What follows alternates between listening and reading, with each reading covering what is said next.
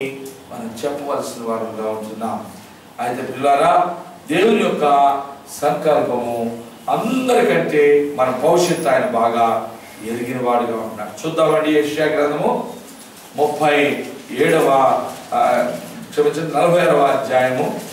యెషయా గ్రంథము 46వ అధ్యాయము 10వ వచనం.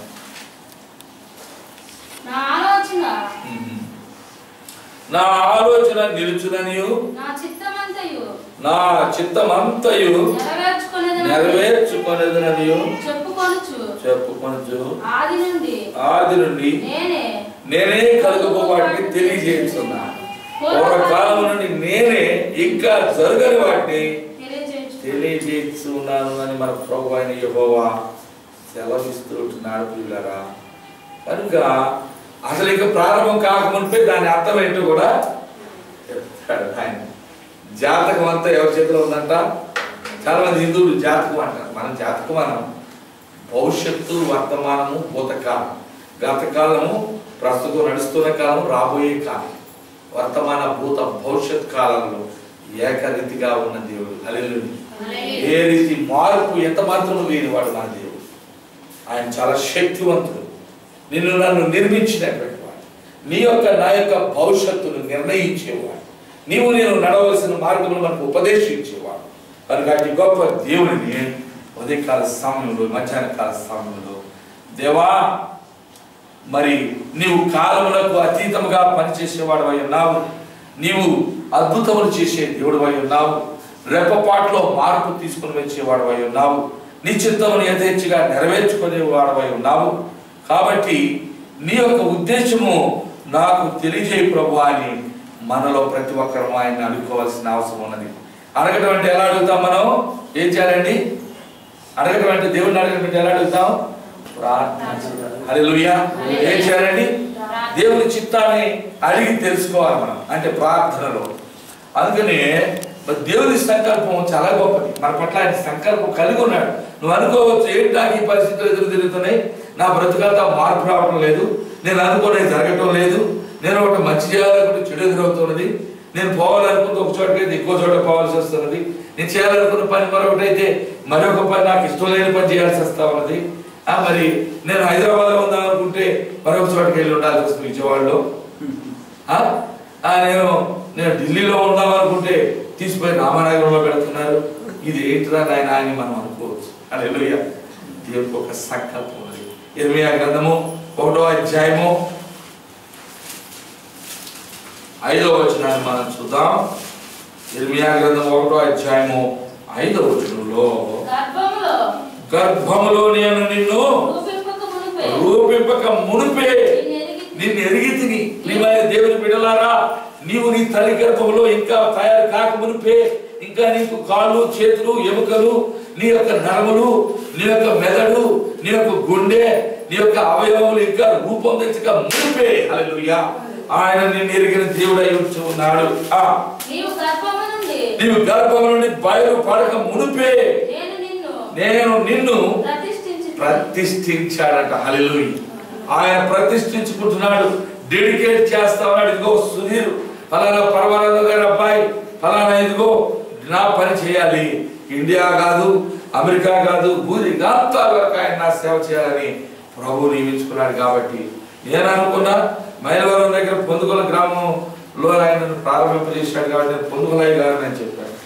తర్వాత మైలవరం వచ్చి మైలవరంలో ఉంటూ నేను ఏమంటే మీరు ఏంటంటే మీరు ఏం చేస్తారంటే, నేను మైలవరం ఏరియా పాస్టర్ గారు అని చెప్పేవాడిని.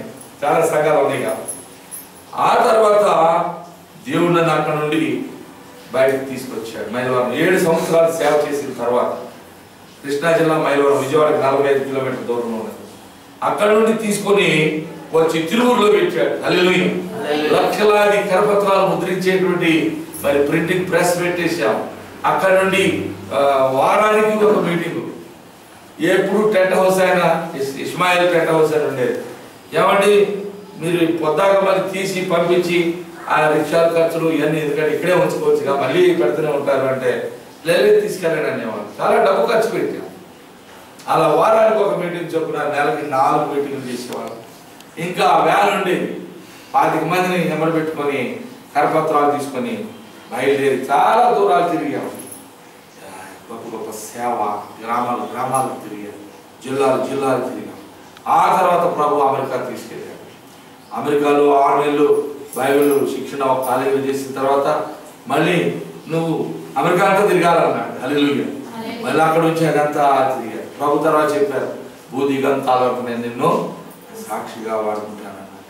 ఆ తర్వాత వస్తే మరి ఇక్కడ వచ్చిన తర్వాత విజయవాడలో ఉండమన్నారు ప్రభు. మనుషులు ఎవరు చెప్పలేరా, విజయవాడలో ఉన్నాం. విజయవాడలో పెద్ద మీటింగ్ చేసాం. ఆ తర్వాత ప్రభు నన్ను నువ్వు విజయవాడ కాదు హైదరాబాద్ వెళ్ళాలన్నాడు. మళ్ళీ హైదరాబాద్ వచ్చాను. హైదరాబాద్ నుంచి మళ్ళీ ప్రభు అనేక ప్రదేశాలు తిప్పుతున్నారు. ఇక్కడ నుండే అమెరికాలో వెళ్ళి వస్తున్నాం, ఇక్కడ నుండే మలేషియా వెళ్ళి వస్తున్నాం, ఇక్కడ నుండే మరి బర్మా దేశం వెళ్ళాం. దేవుడు కూడా మాతో పాటు వచ్చాడు. దేవుడు పరిచయం వరకు దేవుడు ఎక్కడికి పంపిస్తే అక్కడికి వెళ్ళి రావాలి. దేవుని చిత్తమైతే మళ్ళీ ఎక్కడి నుండి బహుశా మళ్ళీ ఏ ఢిల్లీయో మళ్ళీ ఆడుకో తెలియదు, కానీ ఆయన చెప్పిన మాట ప్రకారం అయితే నేను నడుచుకోవాల్సిందే. అంత మాత్రం చేత చేసిన సేవలు కానీ మరి కలిసి ఉన్న సహోదరులను కానీ మర్చిపోతామా? వారిని నిత్యం ప్రార్థన చేస్తూ ఉంటాం.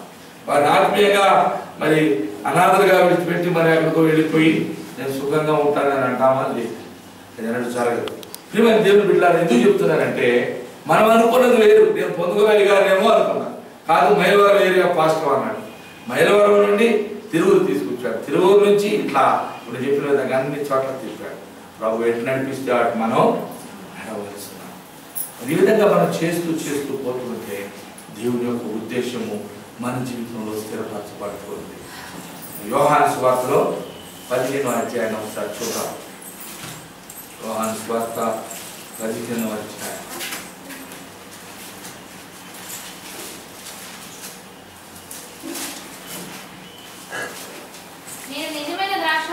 నేను నిజమైన ద్రాక్షావళిని, నా తండ్రి వ్యవసాయకుడు, నాలో ఫలింపని ప్రతి తీగ ఆయన పారవేయును. అయితే 16వ వచనం చదువుతాం.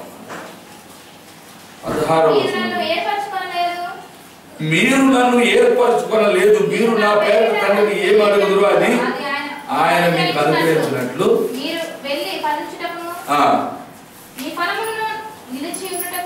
నేను మిమ్మల్ని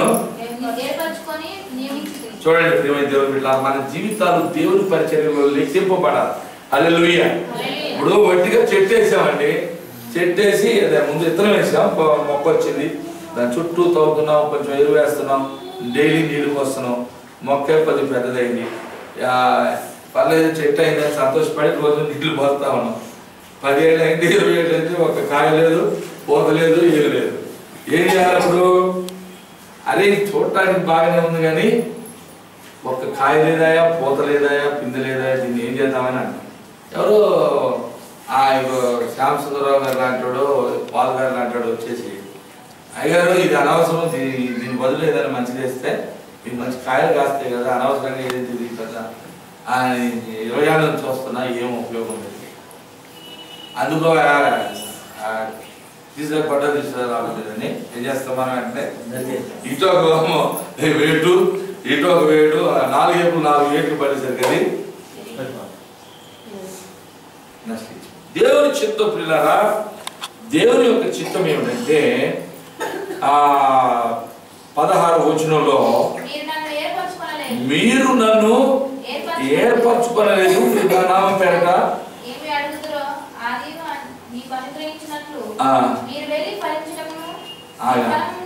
మీరు నా పేరుకు తండ్రిని ఏమి అడుగుతారో అది ఆయన మీకు అనుగ్రహించినట్లు మీరు వెళ్ళి ఫలించుటకును మీ ఫలము నిలుచుటకును నేను మిమ్మల్ని ఏర్పరచుకొని నియమించింది.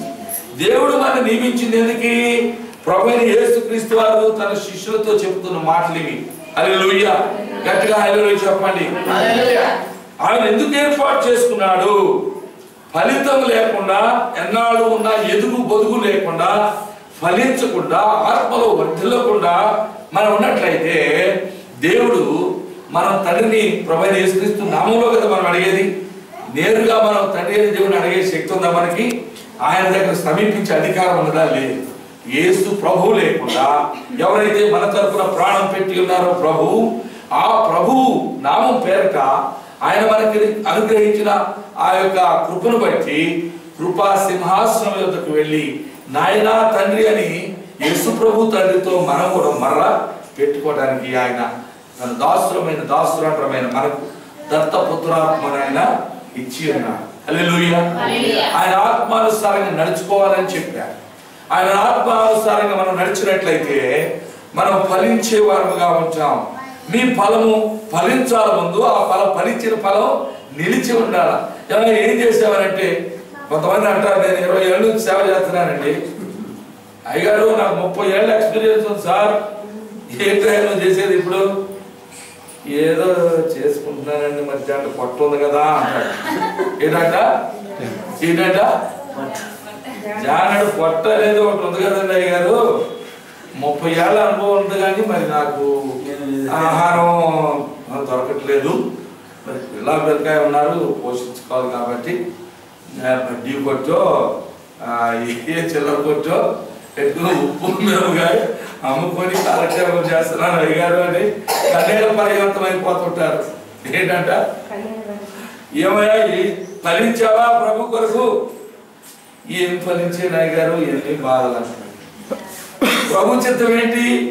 ఫలించాలా. హల్లెలూయా. తండ్రిని ఆయన ఏది అడగాలన్నా కుమారుడు నామంలో అధికారం పొందాలంటే మొట్టమొదటి మనం ఫలించాలి. ఫలించి ఏం చేయాలి మనం చూడండి, ఇక్కడ ఫలించడమే కాక మీ ఫలం నిలిచి ఉంటకును నేను మిమ్మల్ని ఏర్పరచుకొని నియమించింది. దేవుడు వాళ్ళని ఏర్పాటు చేసుకొని నియమించింది ఫలించడానికి, నిలిచి ఉండటానికి, అభివృద్ధి చెందటానికి, విస్తరించడానికి, అనేకుల దగ్గరికి వెళ్ళటానికి, యేసు ప్రభు అని రక్షణకర్త అని ఆయన నమ్మిన వారిని ఎంత మాత్రం విడిచిపెట్టడాన్ని ప్రకటించడానికి, ఆయన యొక్క నామము అన్య జనులలో మహోన్నతమైనటువంటి నామమని తెలియచేయటానికి. అందుకనే మనం ఏం చేయాలట? ఫలించాలట. దేవుని బిడ్డలారా, మరి ఈ విధంగా ఆయన మన ఎరిగిన దేవుడు అయి ఉన్నాడు. 139 కీర్తన మరొకసారి కదా, 139 కీర్తనలో ఇక్కడ దేవుడు ఏం చెప్తున్నారంటే 17-18 వచనాలు, 139, 17, 18లో దేవా నీ తలంపులు నాకెంత ప్రియమైనవి, వాటి మొత్తం ఎంత గొప్పది నాయనా, వాటిని లెక్కించదని అనుకుంటున్నా అవి ఇసుక కంటే లెక్కకు ఎక్కువైనవి, నేను మేల్కొంటున్నా ఇంకా నీ వద్దనే ఉందును అని ఆయన సెలవిస్తూ ఉంటున్నాడు. హల్లెలూయా. దేవుని బిడ్డలారా, దేవుని బిడ్డలు ఎప్పుడు కూడా దేవునికి ఏం చెప్తారు? దేవా నీ తలంపులు నాకెంతో ప్రియమైన దేవుని బిడ్డలారా, ఈ దినాలు అనేకులు తమ సొంత తలంపులే తమకు ప్రియమైనవిగా చేసుకుంటున్నారు. యెహోవాకు సంబంధమైన మనుషులు ఇచ్చే సలహాలు వ్యర్థమైన బ్రతికేవారు, లోకంలో డంబంతో జీవించేవారు, ఆర్భాటంతో జీవించేవారు, సౌండ్ ఎక్కువ కానీ పనులు తక్కువ, మైకులు పగిలిపోతాయి. నిజమండి, ప్రసంగాలు బాగా చేస్తారు, మనకు రావలేదు, మైకులు ఎనక తీసేస్తారు, పులిపేటాలు బాగా కొట్టేస్తారు, అయినా ఏం ప్రయోజనం లేదు, ఒట్టి సౌండే, చివరికి ఏమి ఉండదు. దేవుని బిడ్డ ఫలించేవారుగా మనం ఉండాలి. దేవుని యొక్క తలంపులు మనకి ఎంతో ప్రియమైనవిగా మనము చేసుకోవాలి. అంతేకాదు వాటిని లెక్కించదని అనుకుంటున్నా అవి ఇసుక కంటెను లెక్కకు ఎక్కువై ఉన్నాయి. దేవుడు ప్రేమించే వారికి అనగా ఆయన సంకల్పము చొప్పున పిలువబడిన వారికి సమస్తం సమకూడి జరుగుతాయి. అది గుర్తుపెట్టుకోవాలి. దేవుని ప్రేమించాలి. దేవుని ప్రేమించితే ఆయన సంకల్పాలు సమకూడి జరుగుతూ ఉంటాయి. ప్రేమించి ఏం చేయాలి? ప్రేమించితే కార్యం చేయాలి. దేవుని ప్రేమించితే దేవుని సన్నిధిలో గడపాలి. దేవుని ప్రేమించితే దేవుని వాక్యాన్ని చదవాలి. దేవుని ప్రేమించితే దేవుని వాక్యాన్ని నలుగురికి తెలియచేయాలి. దేవుని ప్రేమించితే నలుగురికి దేవుని కరపత్రికలు పంపిణీ చేయాలి. దేవుని ప్రేమించితే దేవుని తరపున నిలబడాలి. దేవుని ప్రేమించితే దేవుని మందిరానికి రావాలి. దేవుని కొరకు ఒక పాట పాడాలి, ఒక క్రొత్త గీతం పాడాలి. హల్లెలూయా. సంతోషంతో ఆయన యందు ఆనందించాలి. యెహోవా యందు ఆనందించుడి, మరలా చెప్పుదును ఆనందించుడి అని ఆయన చెప్తూ ఉంటున్నాడు. అందుకు ప్రియమైన దేవుని బిడ్డలారా, మరి ఈ చిన్ని ప్రసంగమే ఇంత టైం పట్టింది నాకు. ఇంకా చేయాలంటే 4 వారాలు పట్టింది. మీకు పూర్తిగా దేవుని సంకల్పం తెలుసుకోవడం ఎలానే. అన్ని నేర్చుకోవాలని ఆశతో చెప్తున్నాను తప్ప నాకేదో 4 మాటలు వచ్చు కాబట్టి ఎగిరి గంతులు పెట్టుకుంటా ఇవి చెప్పి చేస్తే అయిపోయింది, నా డ్యూటీ అయిపోద్దని నేను చెప్పట్లా. గ్రహించుకోవాలన్నారా? మీరు దేవుని ప్రియ బిడ్డలు, దేవుని యొక్క కుటుంబంలో సభ్యులు, మీరు దేవుడు ఏర్పాటు చేసిన ఈ చిన్ని సంఘంలో మీరు అవయవాలు. హల్లెలూయా. జీవించండి, మీకు విలువ ఉన్నది. మీరు అనుకోవచ్చు అయ్యగారు దేశాలను తిరిగి వస్తున్నాడు, మా దగ్గర పట్టించుకోవట్లేదు, మేము ఏదో ఉన్నాం, ఆయన మా దగ్గర రాడు. మేము పిలిస్తే పిలిచారు ఎప్పుడన్నా నన్ను, అయ్యగారు పలానా విషయం ఉంది, మా ఇంట్లో చిన్న కార్యక్రమం ఉంది, కాటేజీ ప్రేయర్ ఉందండి, మీరు రాండి పాస్టర్ గారు అని ఎప్పుడన్నా అన్నారా? దయచేసి చెప్పండి, మీకు ఏ సమస్య ఉందని చెప్పండి, మేము కౌన్సిలింగ్ చేస్తాం, మీతో కన్నీరు కాచి ప్రభువుని అడుగుతాం. మీరు ఫలించేవారుగా ఉండాలని మా ఆశ.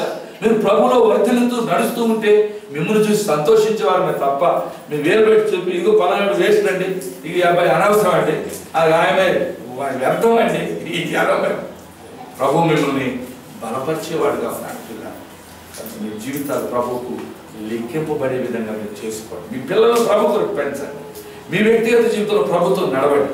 దేవా నీ తలంపులు నాకు ఎంతో ప్రియమైనవని చెప్పండి. ఆయన యొక్క సన్నిధిలో మీకు రండి.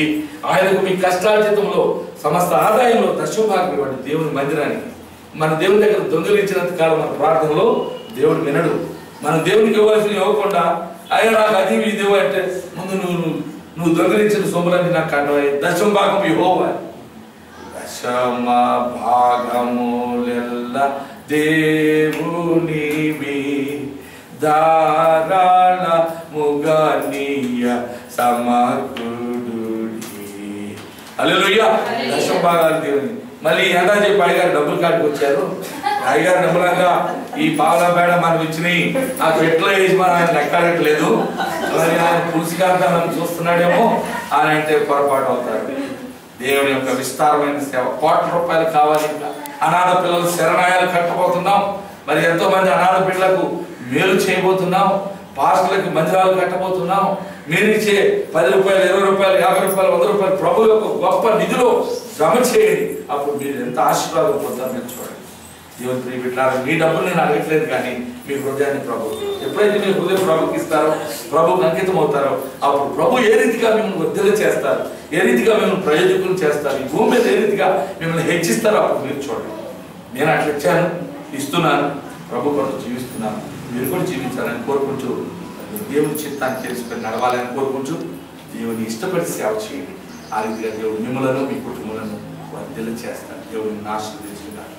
ప్రార్థన చేసుకున్నారు. దయగలిగిన తండ్రి, మీ పాదాల వందనాలు. మీ బిడ్డలు విన్నటువంటి మాటలను శ్రద్ధగా ఆలకించి హృదయంలో భద్రపరచుకొని జ్ఞాపకం చేసుకొని క్రమం తప్పకుండా మీ సన్నిధికి వచ్చి మిమ్మల్ని ప్రేమిస్తున్నారు కనుక మీ వాక్యం విని దాని ప్రకారం నడుచుకుంటూ మీ వెలుగులో సాగిపోవడానికి మీరు ఇచ్చిన ధర్మము, ధర్మశాస్త్రం ప్రకారం నీతి నాయన కార్యములు ఏమేమి చేయాలో చెప్పి ఉన్నారు. ఆ విధంగా నడుచుకోవడానికి మీ యొక్క మీకు సమృద్ధిగా ఆశీర్వాదాలు ఉన్నాయి. వాటిని వారు పొందాలంటే వారు మీకు ఇవ్వవలసినది మీకు ఇవ్వాలి. ఆ రీతిగా మీరు పరలోకపు ద్వారాలు ఇస్తారు, పట్టదాలు విస్తారమైన దీవెనలు ఇస్తారు. అట్టి ఆశీర్వాదాలు మాకు, మా ప్రియులకును, ఫస్ట్ ఇండిపెండెంట్ బాప్టిస్ట్ సంఘ సభలకు అనుగ్రహించమని, దేవులతో నింపుమని, ఈ వర్తమానం ముద్రించి భద్రపరమని యేసు నామములో అడుగుచున్నాం తండ్రి. ఆమేన్. ఆమేన్. అందరికి వందనాలండి. పాట పాడుతుండగా మన యొక్క కానుకలు ప్రభు సమర్పించుకుంటున్నాం.